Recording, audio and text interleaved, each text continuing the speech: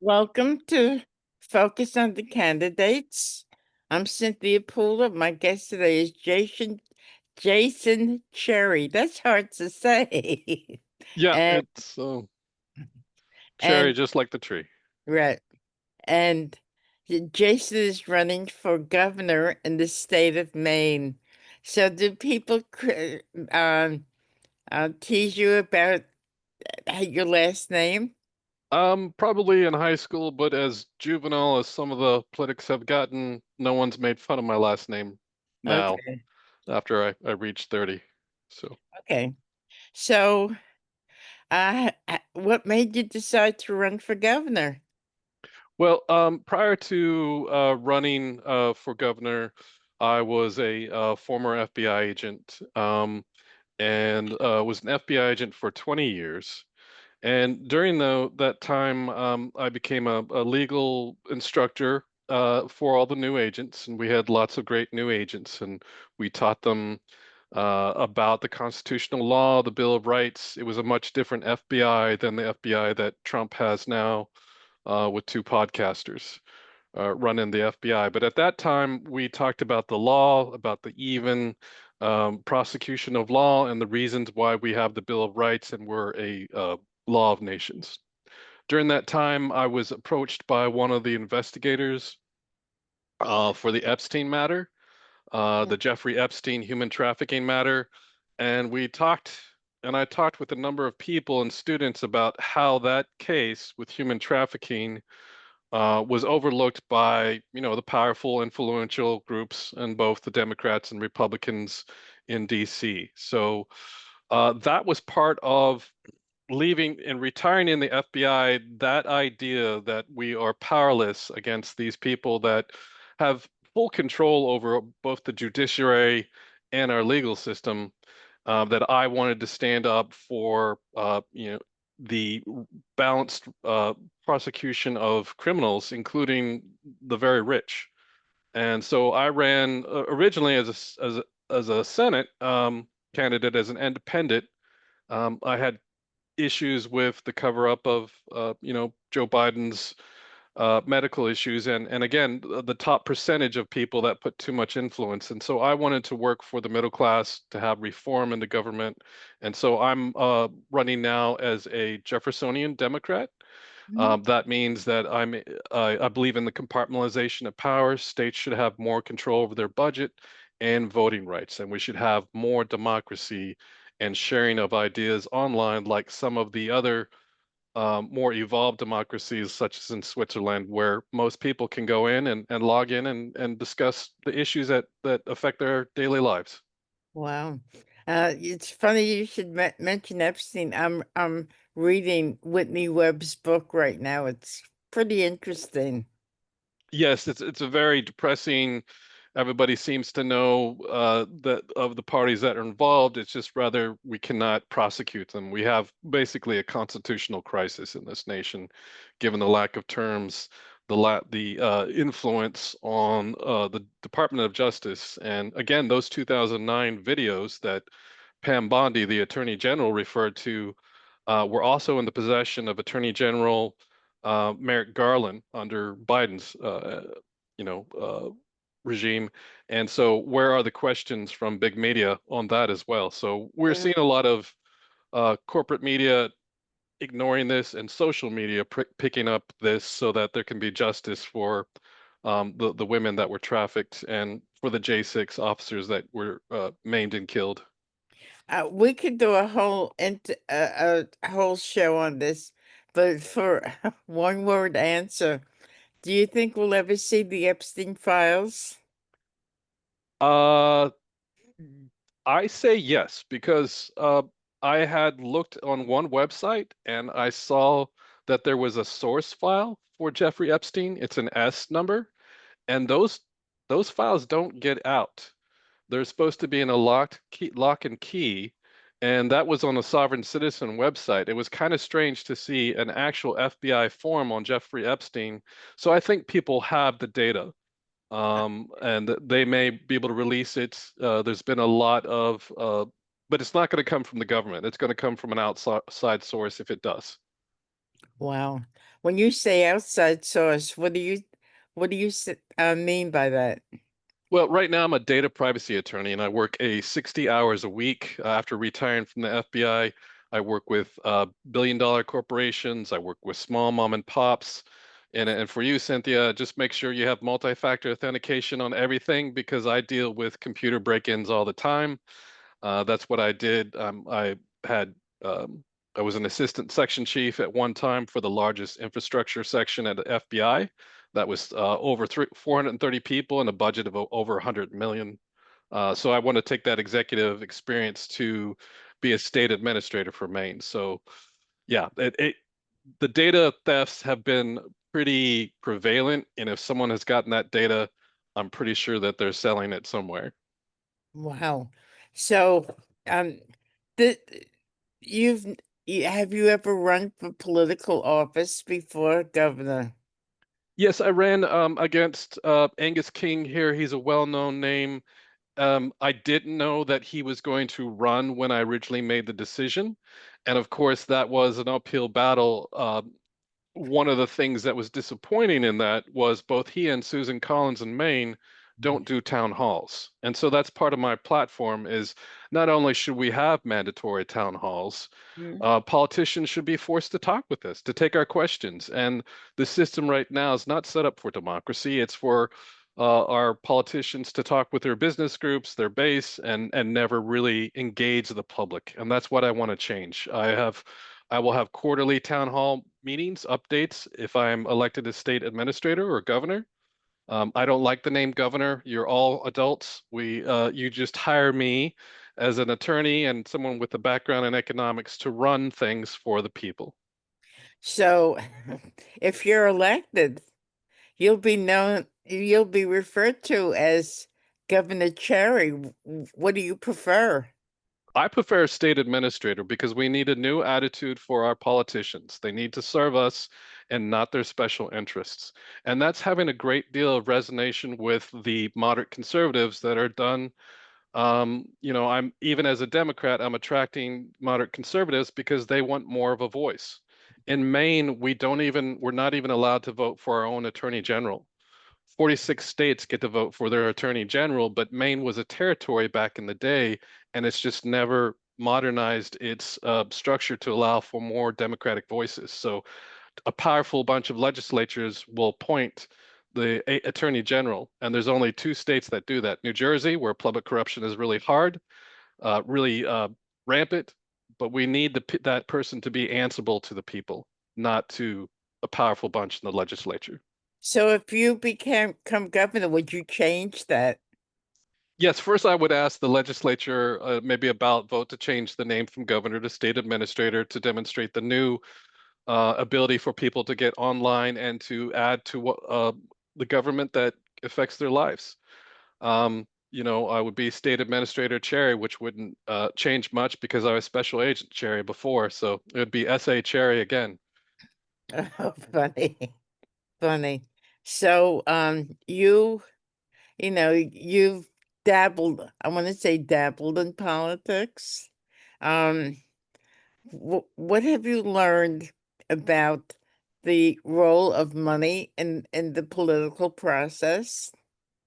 Yeah, I'm going to take exception with dabbled because I've been studying political science for years now, and I understand, the methodology, the rules, Robert rules, and policy. I've actually created policy when I was an assistant section chief. So, I didn't mean to be, oh, okay, no referred problem. so what have you learned about the role of money in politics? Well, and so that's a great question. So here in Maine, we have ranked choice voting, which means that we're trying to get away from the diehard Church of the Elephant, Church of the Donkeys, and we want competency. For a legislature to have a law degree, to have a background in economics, that's not anymore. You need money and to be popular. We have plenty of candidates out there that's only it's either a fancy last name or they say the right things, but if they have money on their side, they can always be in view of the public 24/7. We need to change that to a system where voters go on to the Online Forum. They see the candidates, they can see all the questions that they have asked answered, and they look at it not like this old 20th century, hey, I've got money behind me, but hey, is this person competent? What are their positions on these issues, rather than to have the fourth estate, media or social media or other places where money really will impact um, the message between that candidate and the people. So we need the government to have a better way to get that information to people, because right now it's just money. So, what do you think of the role of the media in politics today? Well, the role of the media right now, and has always been, is that there's always some sort of in my dealings with them, I'm not a big name, so they will constantly publish articles for people with the familiar names, and so they either by design where you can pay them, or they are just affiliated with some other types of political parties. So we have a couple, Voice of Maine, Maine Wire up here. We have a couple other um, the couple radio stations that are owned by corporations, and they all constantly will push forward their candidates and their issues. So there's no real dialogue, which is what's needed at a citizens online forum. How well versed are the candidates that you've come across? Are they very well versed in social media? Do they know how to use social media to their advantage? Yes, a number of the candidates have, what I would say youngish 20 to 30-year-old campaign managers. They use TikTok, they use X, they use Facebook, YouTube. And so those are the most important social media ones. Right now, TikTok has 77% of all younger generations with some sort of account, and that is likely going to replace the brick and mortar or even the corporate media unless they get into social media. So that's the question: is with the new youth getting out there radicalized, how can they be good informed voters when they're listening to influencers whose backers we don't know? We don't know. Timothy Poole, I think, was alleged to have taken some millions of dollars from the Putin administration to say we should apologize to Putin for defending Ukraine. That's an example of an influencer who's taken money, who's on social media. So that's the danger right now, Cynthia, is social media has so many self-serving, what I might say, BS artists who only care about money, power, and they will give out whatever sensationalism that they can to keep their viewers in. So, if the mainstream media is dying and you have your criticism of social media, what's the alternative? So it's not a criticism. I think social media at its best can be part of the collective intelligence that we talk about when we see issues the same as any other citizen overseas. Jane Goodall, and I call her kind of Saint Jane Goodall because her studies on primates really makes me believe more in a just system and that we're all the same family. So social media gives that to us, but we just have the downfalls of some influencers who are very popular, making dangerous messages out there. So what would be important here is to make sure our school system is well aware of the effect of social media, and first, we start bumping up the issues of critical thinking. Critical thinking from day one of a child going into school. We give them the same sort of onslaught of propaganda, and we say, now you think for yourself. What are these facts? How are we going to evolve as a global society to overcome this type of propaganda and meet on a reasonable platform? Unfortunately, critical thinking is not addressed at all, I believe. Correct. When the pre-K, when I'm actually got a meeting with the teachers union again, and every time if I'm state administrator, critical thinking will be one of the four corners or the four R's. Reading, writing, arithmetic, and the fact that some of those words don't start with an R will be, Right. part of the critical thinking and having a curriculum directing students to use that brain of theirs By the Mm. time they get to 18, will inure them at least some to this social media impact. What have you learned about the role of the party since you've run for office? Um, on the national level, you see in-party fighting. I think there was a famous one between President Obama and Clinton where they were fighting over that, and President Obama's campaign manager in the UK quit because she felt that Hillary had, done the had machinations. So there's a lot of in party fighting. For instance, if here, even in Maine, every Democratic Party has their favorites. Right now, Graham Plattner is the favorite up here for the Senate. He's a real strong candidate. He says very articulate things. He does focus on critical thinking. But does he have legal skills? Does he have economic skills? So is he popular because he's saying the things against Trump? And join the chorus. We're all not positive Trump. So I see a lot of parties already selecting candidates and not presenting forums for all the candidates. So every county here, every Democratic Party is supposed to allow us all to have an opportunity to visit and talk with their groups. And we're just not getting that because people have already selected their candidates. That's not democracy. That's just favoritism, cronyism, nepotism that continues onward.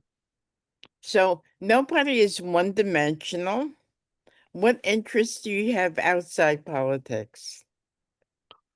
Um, Other than working 60 hours a week on breaches and ransomware stuff, I have one of my hobbies or studies I would think is again with Jane Goodall is the study of human migration. The admixture of genetics. Where are we going as a society, a global society? And I think those questions hit us.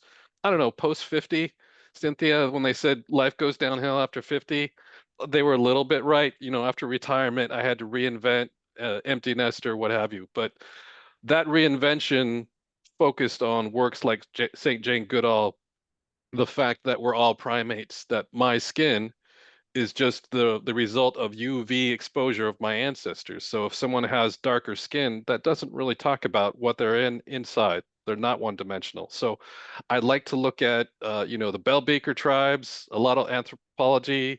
I like uh, you know see clips on the temples in Turkey that are very old that were in some cases, Cynthia, ruled by women back in the we're getting back to the point where we're kind of coming full circle where the rise of the feminine power to 50% is what we need as a global society. And again, it just puts me in my place, St. Jane Goodall. I know that's a little strange, but I'm a Unitarian Universalist and I'm 55, so I get my religion where I want, and I think she is a great person to study, and the works of human in our global population is a real joy.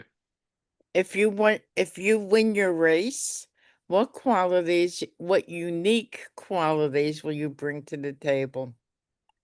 Um, I After 5 years as I was a conservation officer, I was a public defender, I was an FBI agent, so I've been on all sides of the law, and I bring a real balanced perspective to the legislature. Right now, we've had two administrations. We have the Paul LePagians and the Janice Millions, and they fight. And there's a lot of people fighting in the legislature right now, old blood. I want to go into that legislature and be a calming and a person that can help facilitate the solutions to the housing crisis, the energy crisis, the education crisis, because it's all a crisis right now with the budget issues. Mm. I'm also someone that knows how to budget. So every January I would have 0-day budgets. I know time and materials contracts, so I know the government contracts, so I can get into that position knowing people, being in situations where I work long hours under a pressure cooker and not snapping, not breaking. So that's me. I'm tenacious. I'm very easy to work with. You've got an argument, you better give me some data because I'm an attorney, and you make it persuasive, and we're moving forward. So when you talk to voters, how is your message resonating throughout the state? Um, One on one. I'm actually having a great deal of success. I even had two Republican candidates for Senate agree to some of the issues up here. We need competency. So for last year, the Republicans say run it like a business, run it like a business. They decided to promote a race car driver with no political experience. He received $1.3 million from the Trump Jr. for hunting land at the same time of his election. So this race car driver, and I don't care if it's Ricky Craven, one of the best NASCAR drivers here, what is his legislative skills? What is his economic skills? This is just popularity, and we need political parties to bring someone that's an attorney that has a background in economics. If you're going to say run it like a business, then let's run it like a business. So that is some of the messages I'm talking about: competency, accountability, efficiency, and transparency. These are public ownership of government's cornerstones, and it's what I promote with my campaign. And when I'm one-on-one with people, it makes a lot of sense to them, but I just don't have the money or the name power right now. Eh, that's a drawback, really, isn't it? Yes, it is. So, what do you think is the most important issue facing Americans today? I truly believe that we have a constitutional crisis, so the citizens have seen the federal government now at its worst. So we did, Democrats can't go into this election thinking they've done everything correct. Republicans can't either. We had a massive cover up on President Biden's mental health, so Right. nobody knows. And we have news stations that said he is great, and now that like Jake Tapper from CNN, he's selling a book for things that he should have reported to us. So we're Mhm. not getting information. The biggest issue here in the United States is we don't have the information and dialogue to make reasonable decisions. Mhm. The people in power right now, Jim Comer from Kentucky, the Republican, states that in his proposal, they're going to have 10 years in which they can set the laws for AI. They're looking for AI powered consent. What I'm looking for is AI powered reasonableness, where we have the dialogue from people and we have actual facts before us because that's the only thing that's going to push us through this. Heather Cox Richardson also talks about a coalition. She's a intellectual writer up here who's got a huge following.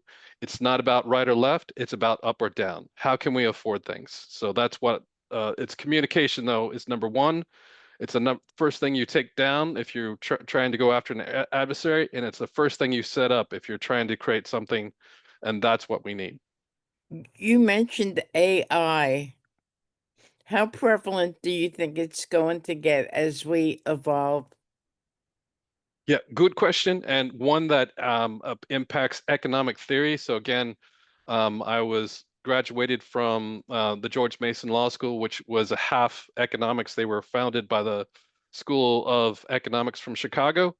And so economic theory is with conservatives is that the government doesn't create jobs.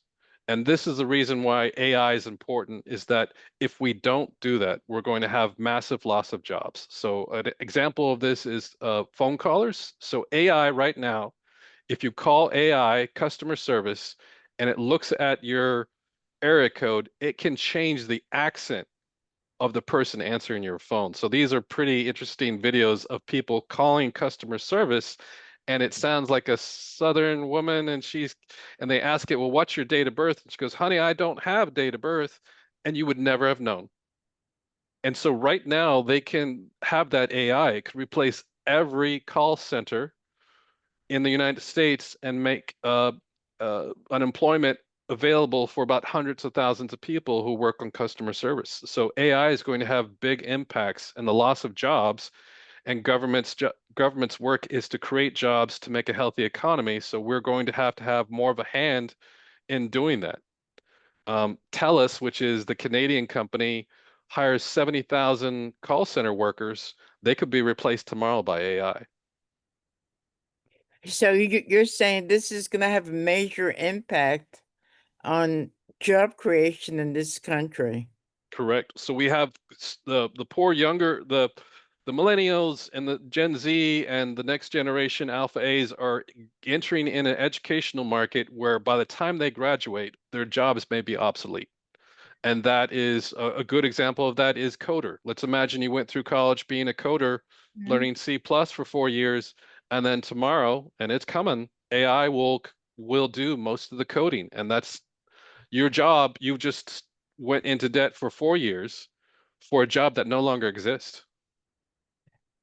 Oh, that's frightening. That is part of the concerns of the younger generation, which some of these people in DC and other areas are not listening to. They can't afford education, they can't afford a house, they have instability in the job market, and they're very upset with that. And we need some way to address that that is competent, not just popularity that's happening in DC. I just don't understand that government down there. Me as a baby boomer, when I graduated high school, then college, upward mobility was the trend. Mhm. I don't think there's any more upward mobility here. Not This will be the first generation where they can expect, and it's well documented. This generation and the next generations can expect um, a great deal of less prosperity than the growth that you and I have seen. I'm probably the tail end as Generation X, and the millennials now are having to deal with, the high house pricing, high education, and this is all over the world, Cynthia. All the industrialized nations have a low birth rate because the money on top. South Korea, Japan, Russia, China, nobody wants to have babies. They're in the same boat as the youth here in the United States and all of the Americas. Mm, wow. Um, I'd like you to comment on and this is a real tough one for people, the hate and division in this country. How do we heal this country? We again, it's critical thinking, Cynthia. So right now we're running wild with emotions. Let's take the Gaza conflict, which is probably one of the more dividers in the United States. Um, who's responsible for that? It's the Netanyahu regime. Right. Israel is a country of 10 million people, and another probably tens of millions that identify as Israeli. A APAC is a organization with 5 million people. So the allegations of genocide that go to APAC and Israel, these are two big organizations. That's where it goes wrong, is where people start saying, okay, all blacks are this way, all whites are this way, all Mhm. law enforcement are this way, all Republicans are this way, all Democrats are this way. We lack specificity in our allegations. And this is probably an attorney thing, and it's difficult for people to control their emotions, but I found out here's something about hate, Cynthia, that's interesting. I grew up in West Texas where my father, it was kind of backwards. My father tied down my left hand when I was a child, so I would be right-handed. And so I have nerve damage, and that was the culture back in those days. Parenting's getting better. And so Do you write with your left hand I now? I grew up thinking I was right-handed, and then my sister said, "Do you remember when they used to tie down your hand and you used to scream till you were unconscious? They would tie it down when I was in the baby chair eating." Wow. So parenting's gotten better, Cynthia. Wow. But we need more. But where I grew up in West Texas, they did not like Jewish people. That's where Mel Brooks actually put before he put out Blazing Saddles, they had to run it in West Texas to make sure he would not be killed afterwards. Oh boy. And so the West Texans liked it because they were very anti-Jewish. But guess what, Cynthia? My half of my family is Jewish. I found that out last year. So I could be hating Jewish people if I'd grown in a certain area and became a neo-Nazi, but at the same time, my genetics are on my mother's side. It wasn't Goldsmith before they changed their name from Goldstein to Goldsmith. So I thought it was all Anglo-Saxon. So I could be hating a people that have you hate all of Israel, you hate all of APAC. They're still fighting against Netanyahu. There's plenty of people in Israel that want him gone. And there's even a Netflix film, which is, violation of our First Amendment. They won't show it. It shows all the criminal things that Netanyahu has done. Let's focus on Netanyahu and corrupt regimes rather than make these big, big allegations that are not going to gain the peace or reasonableness in the long term. APAC is very, very, uh, I They're can't. very prevalent, but is it all of APAC? There's 5 million. I mean, there's Cher in there. There's uh, Louise Dreyfus, one of my favorite Jewish actresses, and you can't say a whole 5 million are trying genocide. You can't say an entire country is. It's, as a new Jew, I don't really have a dog in this fight. I see it as a religious thing, but it's Netanyahu. Focus on him. Yes, I believe you're correct, but you're a very brave politician for saying that. In this atmosphere, it's not it's not conducive to people, you know, slapping you on the back and say, "Hey, I think you're right." Um, we live in very troubled times. Yeah. S- So my last question to you is, if your fairy godmother came down today and handed you her magic wand and said, "You have one wish to make this country better," what would you say? I would say that I would like to see the citizens in this land embrace critical thinking and the global perspective on the issues here and overseas. And so what that does is it joins us up as a people rather than these separate nations. A lot of our human history, when we're looking at the 22nd century, what does it take to reach the 22nd century, Cynthia? You and I will be gone. So Mm, that will be my hope for the 22nd century or for onward is that we finally recognize, the differences between us are not so great and that we need to focus on the problem children. You mentioned bravery with Gaza, I've got one quote for those people that think I'm being too, pro-Israel, pro-APAC. It's the German prime minister when he showed up at the White House and Donald Trump said, D-Day was a bad day for you. That German prime minister said, you know what? That was a great day for us. That's when the Allied forces released us from Hitler, the tyrant. And he was giving Trump a message because Trump only cares about money and power. So D-Day was bad for Germany, but that German prime minister let him know, I'm German and I disagree. So there's Israelis and APAC members that disagree, but their voices don't have money. And so you that's what the global perspective is. That's what critical thinking is. And I'm hoping that Fairy Godmother can do that for all of us. I think this conversation has been absolutely wonderful. I've Okay. got to jump to my next interview now. But I want to say you've been listening to Jason Cherry, and he's running for governor in Maine. I'm Cynthia Pooler. This is Focus on the Candidates. Please subscribe to my YouTube channel if you like this interview, but also mark your calendars on August 1st. I'm creating a holiday for candidates called National Candidate Recognition Day. Um, July 4th is the 250th birthday of America. Let's celebrate all the candidates on August 1st, the first Saturday in August, to make sure that we honor them for trying so hard to keep America celebrating its 250th birthday. So thank you, everybody. Thank you, Jason. Have a wonderful day. Thank you, Cynthia, and thanks for your work. Thank you. Appreciate it.